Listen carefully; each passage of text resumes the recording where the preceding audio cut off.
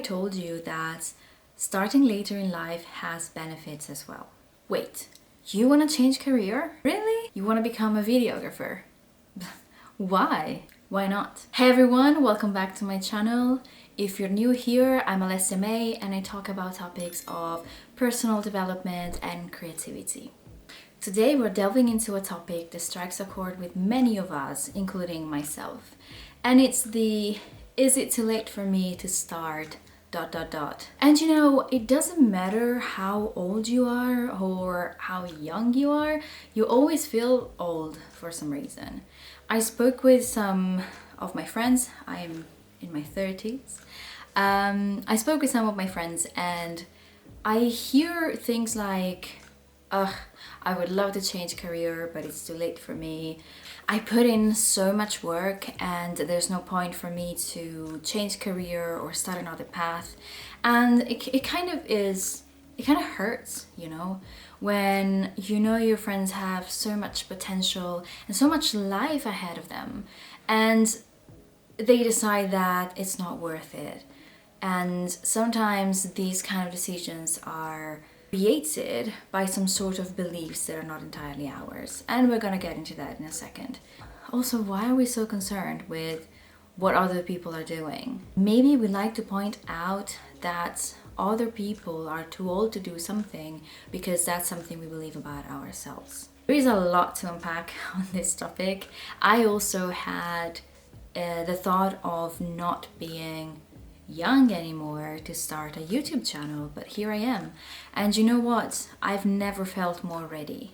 When I was younger, I was so afraid of what people would think or what people would say. I was afraid I was not going to be able to manage bad comments, hurtful comments. Of course, bad comments still hurt, but I think I got to a point in my life where I know who I am and I know where I stand on important topics, that I know that I will be able to handle things that come my way even when I don't like them. Going back to the topic of is it too late for me, I would like to start from understanding why we think this way, actually why we might be thinking this way. Society, am I right? From a very young age, we are bombarded with thoughts of this is the right path, this is the right age to accomplish certain milestones, and not necessarily connected to the work that you're doing, but also like when is the right time for you to have a family, when is the right time for you to graduate, when is the right time for you to buy a house, retire and whatnot. And you know, society has changed so much and we still carry with us some of these beliefs that are not necessarily helpful or helpful at all, especially in this case, because we end up thinking that no matter what we do, we're not in time, and if we don't make it in time, we're a failure. And therefore there's like a societal expiry date put on our dreams and aspirations that makes us feel that it's always too late to do something just because we ran out of time. A timeline that someone else decided for us. Society can perpetuate the idea that success should be achieved at a young age, when in reality we all follow different timelines because we're all different, we're all unique in our own ways. So if we all don't like the same books and if we all don't like the same things, we have different taste, why do we expect to be all on the same timeline? Why do we expect everybody to be doing the same things in the same time that everyone else is accomplishing them? Just food for thought, really. Another thing that might prompt us to say it's too late for me is fear of failure or self-doubt. No matter how old we are, we always are afraid of making mistakes and of failing. But what is failure if not an essential part of the learning process? When we incorporate failure into the whole thing, like there's no like failure or success, is if we fail now, we can understand what we did wrong and we can make it better and we can succeed. And then we might fail differently and then we can learn from it, make it better, and then succeed again. So it's something that is incorporated in the journey of success and it's a learning process. So once we change our mentality and start to think as failing as a learning thing instead of like something terrible that happens to people who are not good enough, then we can also allow ourselves to experiment more and try new things because we are no longer afraid of being seen by other people as not good enough, because we know that failure is part of the process. In terms of self-doubt, as we age, we might become more self-aware. It's something that a person hopes to be. But if we don't bring in compassion with awareness, we tend to become more critical towards ourselves and our abilities. So our brain in the background kind of goes into these old patterns of thinking negatively about ourselves, and it prompts us to say things like, I'm not good enough for this, I'm too old for that, because I cannot learn a new thing, because what if I fail?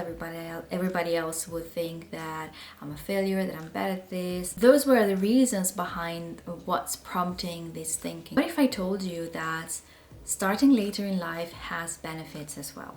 There are so many examples of people who found success, or not necessarily success, but they managed to find their own path when it was later in their lives. And I think these are great examples. This does not mean that you cannot find success or find your path when you're younger. It's just, this video is just for people who have yet to start because they believe it's too late for them. And here we are to describing the benefits of why starting late in life is not so bad after all. It could actually be an advantage. You have more life experience, very likely that you've done different jobs, that you've learned different skills. And when you bring so much life experience into one role or one new job, you can either find new perspectives, get better ideas because you've experimented different things, or you can carve your own path.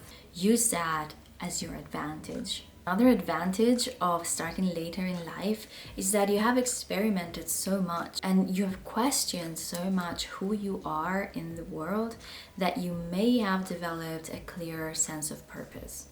With age usually comes a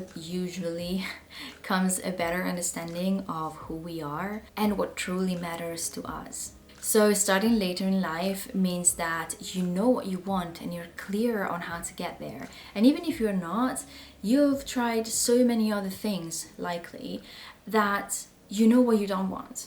So it's the time for you to just go for it, because you know what you don't like and you know what you would like, and also you have enough life experience to know how to get there. Now that we've seen the objections and benefits of starting late, let's see how to overcome those biases that I mentioned at the beginning. Naturally, starting something at any age is scary as hell. I talked about societal expectations and what society thinks you should be doing and what your path should ideally look like. In this case, the solution I offer you is to try and spot those thoughts and change the narrative. Change the story that a singular cookie cutter approach to life is the rule. Reject the idea that if you don't achieve something by a certain age, you're a failure. And embrace instead the fact that life is long and we're here to learn, evolve, and therefore change. As we change, our taste adapts, our passions evolve, we get more curious, we get to know ourselves better, and we get to uncover what we really want. So why would we stay stuck doing something we don't love anymore if we're still alive and we can make a step towards what we really want? And we also have the fear of the unknown. When we've never tried something before, we get scared because we don't know what to expect. Get curious. Just moving away from fear means becoming comfortable with not knowing everything and trying to understand what you can understand. So for example, asking people, what was it like for you when you started acting? What was it like for you when you started photography? How long did it take you? What were the lessons that you learned that might help me, because I'm starting now, to avoid some of the pitfalls or the mistakes? And look for support in people that are doing the same thing you would like to be doing. And sometimes you feel like you're lacking skills or qualifications to do something, and the same thing applies. Research. What kind of skills do you think you need? Or what kind of qualifications do you actually need to be able to do something? You've been a waitress your whole life and now you want to become a nurse. Okay, you ask people, how is it like to work as a nurse? I would love to do that. I would love to help people. Now, realistically, what do I need to do in order for me to be able to work as a nurse? And then you break it down and you start working towards that. I know I'm making it very simple, but the process is not complicated. The complex part is to allow yourself to understand that you are blocking yourself in the whole process. It will take time. I feel like I should mention that we might carry the pressure to change things all at once. Like from tomorrow I'm changing everything, I'm becoming a superstar, and if that doesn't happen within 5 days, I'm a failure. Again, societal expectations that we have internalized. We can work on that. You don't even have to do a 360 in your career path to say, okay, I've changed everything now, I'm a different person, and da. Slow and steady wins the race. You can start doing something very little every day until one day you can decide if you want to continue doing this a little bit or you want to start doing this full time. I've had friends that said, oh, I want to start writing, but I don't have the time to write 12 hours a day.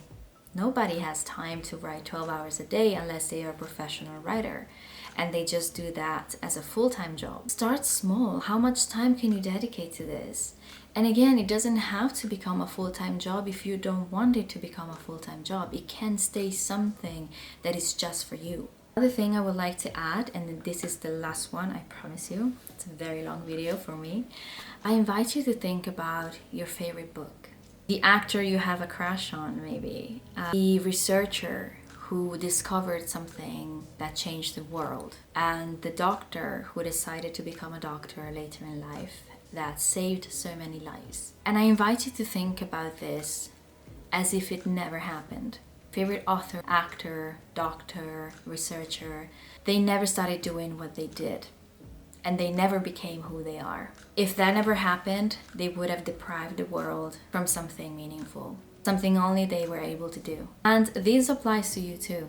Because you too have something to offer. And if you deprive yourself from pursuing it, you will also deprive other people from enjoying the things you have created. And I don't think that's fair to you or to everyone else. The best day to start is today. And if you're watching this video, it means that you're still alive and you likely have 5 to 10 minutes free today to start working towards something. And I'm curious to know what that something is. So please leave a comment below and just let me know. Let me know what your dream is, what you would like to be working on, what you think is too late for you to start. And maybe you can find someone else who wants to do the same thing and you can find support. Once again, thank you for watching. And if you found this video helpful, just remember to like and subscribe so other people will be able to find it. And I will see you in the next one. Bye!